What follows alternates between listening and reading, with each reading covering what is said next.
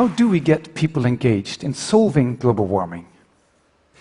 I'd like to start with running 2 short experiments with you all. So your task is to notice if you feel any difference as I speak. Okay? Here we go. We are seeing rising carbon dioxide levels, now above 410 ppms. To avoid the RCP 8.5 scenario, we need rapid decarbonization. The global carbon budget for 66% likelihood to meet the 2-degree target is approximately 800 gigatons. Okay, now let me try something else. We are heading for an uninhabitable Earth. Monster storms, killer floods, devastating wildfires, crazy heat waves that will cook us under a blazing sun. 2017 is already so unexpectedly warm. It's freaking out climate scientists. We have a 3-year window to cut emissions. 3 years. If not, we'll soon live in a boiling Earth, a hellhole. Okay. So, now your task. How did these ways of speaking make you feel? The first, detached maybe, or just confused? What's this guy talking about? The other, fearful, or just numb? So again, the question asked, how do we get people engaged in solving global warming? And why don't these 2 ways of communicating work? You see, the biggest obstacle to dealing with climate disruptions lies between your ears. Building on a rapidly growing body of psychology and social science, I spent years looking into the 5 inner defenses that stop people from engaging. When people hear news about the climate coming straight at them, the first defense comes up rapidly. Distance. When we hear about the climate, we hear about something far away in space. Think Arctic ice, polar bears. Far away in time, think 2100. It's huge and slow moving. Think gigatons and centuries. So it's not here, it's not now. Since it feels so far away from me, it seems outside my circle of influence. So I feel helpless about it. There's nothing I can do. In our everyday lives, most of us prefer to think about nearer things, such as our jobs, our kids, how many likes we get on Facebook. Now that's real. Next defense is doom. Climate change is usually framed as a looming disaster, bringing losses, cost, and sacrifice. That makes us fearful. But after the first fear is gone, my brain soon wants to avoid this topic altogether. After 30 years of scary climate change communications, more than 80% of media articles still use disaster framings. But people habituate to and then desensitize to doom overuse. So many of us are now suffering a kind of apocalypse fatigue, getting numb from too much collapse porn. The third defense is dissonance. Now, if what we know, that fossil fuel use contributes to global warming, conflicts with what we do, drive, fly, eat beef, then so-called cognitive dissonance sets in. This is felt as an inner discomfort. We may feel like hypocrites. To get rid of this discomfort, our brain starts coming up with justifications. So I can say, for instance, my neighbor, he has a much bigger car than I do. Or, changing my diet doesn't amount to anything if I'm the only one to do it. Or, I could even want to doubt climate science itself. I could say, you know, climate is always changing. So these justifications make us all feel better, but at the expense of dismissing what we know. Thus, behavior drives attitudes. My personal cognitive dissonance comes up when I recognize that I've been flying from Oslo to New York and back to Oslo in order to speak about the climate. For 14 minutes. So that makes me want to move on to denial. So if we keep silent, ignore or ridicule the facts about climate disruptions, then we might find inner refuge from fear and guilt. Denial doesn't really come from lack of intelligence or knowledge. No. Denial is a state of mind in which I may be aware of some troubling knowledge, but I live and act as if I don't know. So you could call it a kind of double life, both knowing and not knowing. And often this is reinforced by others, my family or community, agreeing not to raise this tricky topic. Finally, identity. Alarmed climate activists demand that government takes action, either with regulation or carbon taxes. But consider what happens when people who hold conservative values, for instance, hear from an activist that government ought to expand even further. Particularly in rich Western democracies, they are then less likely to believe that science. How's that?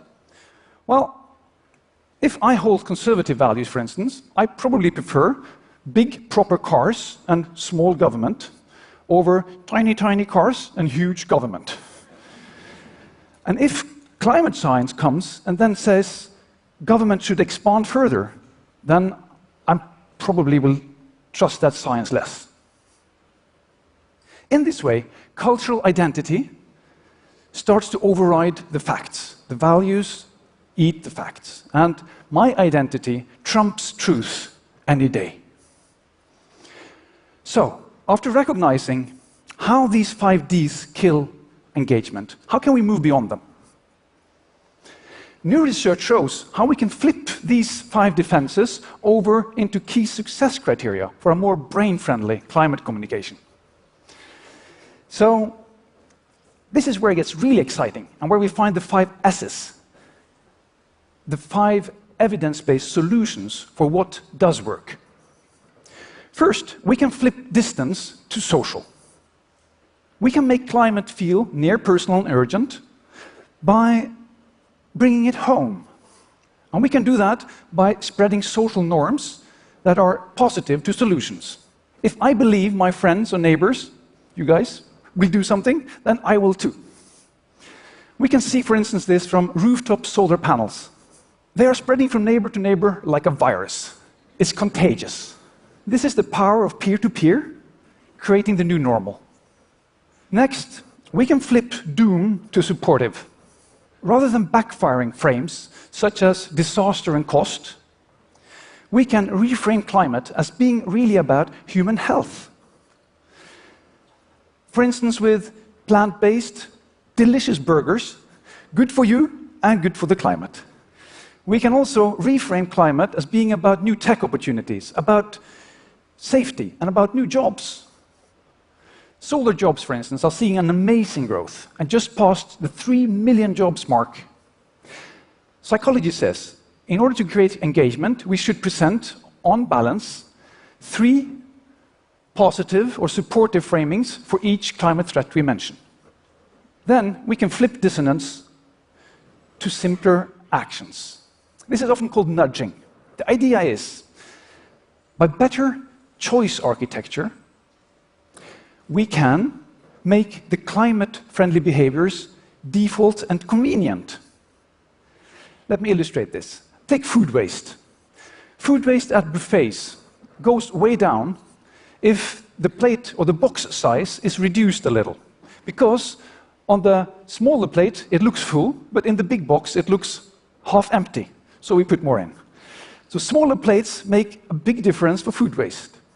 And there are hundreds of smart nudges like this. The point is, dissonance goes down as more behaviors are nudged. Then we can flip denial by tailoring signals that visualize our progress. We can provide motivating feedback on how well we're doing with our problem solving. Say you improved your transport footprint or cut energy waste in your buildings.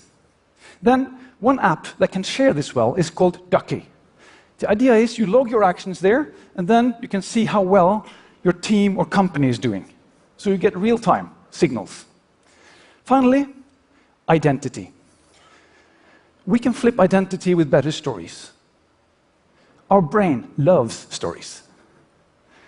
So we need better stories of where we all want to go. And we need more stories of the heroes and heroines of all stripes that are making real change happen. I'm proud that my hometown of Oslo is now embarking on a bold journey of electrifying all transport, whether cars, bikes, or buses. One of the people spearheading this is Christina Bu. She is heading the Electric Car Association for years, and she's been fighting every day. Now, UK and France, India and China have also announced plans for ending the sales of fossil cars. Now that's massive.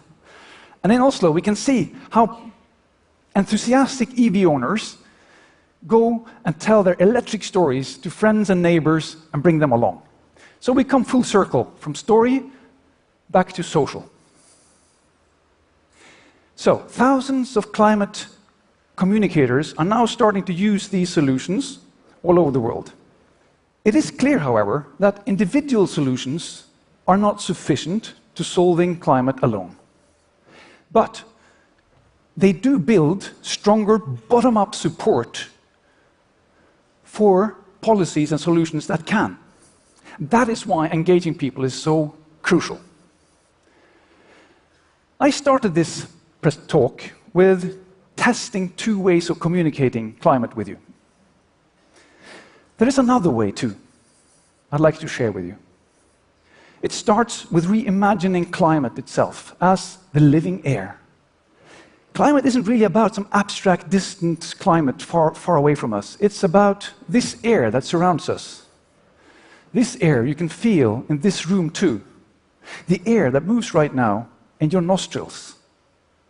This air is our Earth's skin. It's amazingly thin compared to the size of the Earth and the cosmos it shields us from. Far thinner than the skin of an apple compared to its diameter. It may look infinite when we look up, but the beautiful, breathable air is only like 5 to 7 miles thin, a fragile wrapping around a massive ball. Inside this skin, we're all closely connected. The breath that you just took contained around 400,000 of the same argon atoms that Gandhi breathed during his lifetime. Inside this thin, fluctuating, unsettled film, all of life is nourished, protected, and held. It insulates and regulates temperatures in a range that is just right for water and for life as we know it.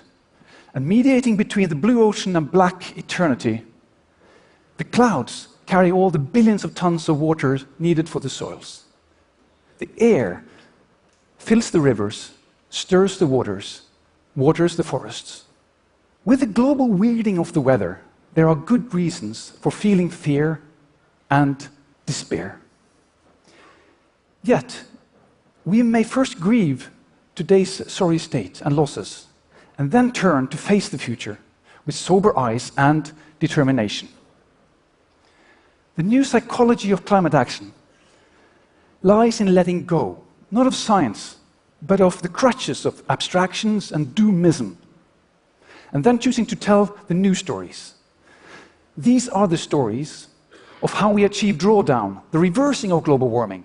These are the stories of the steps we take as peoples, cities, companies, and public bodies in caring for the air in spite of strong headwinds. These are the stories of the steps we take because they ground us in what we are as humans. Earthlings inside this living air. Thank you.